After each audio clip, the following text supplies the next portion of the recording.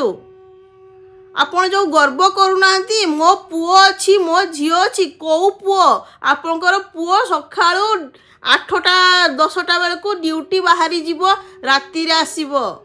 ଆପଣଙ୍କ ଝିଅ ବାହା ହେଇକି ଶାଶୁଘର ପଳେଇବ।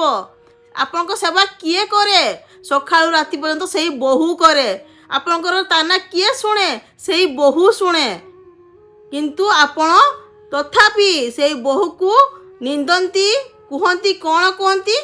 ଯେବେଠୁ ତୁ ଆସିଛୁ ଆମ ଘର ଭାଙ୍ଗିଗଲା, ମୋ ପୁଅ ଭଲ ଥିଲା, ତୁ ଆସିଲୁ ଖରାପ ହେଇଗଲା।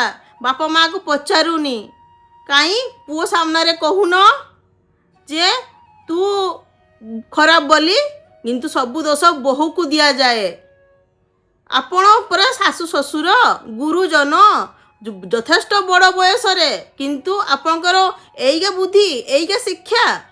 ଆପଣ ପରା ପାଠ ଶାଠ ପଢ଼ିଛନ୍ତି। ଏ ସମାଜରେ ଏମିତି ହେଉଛି। ଏଇ ଯେ ଆଜିକାଲି ଝିଅମାନେ କାହିଁ କହୁଛନ୍ତି ଆମେ ଆଉ ବାହା ହେବୁନି?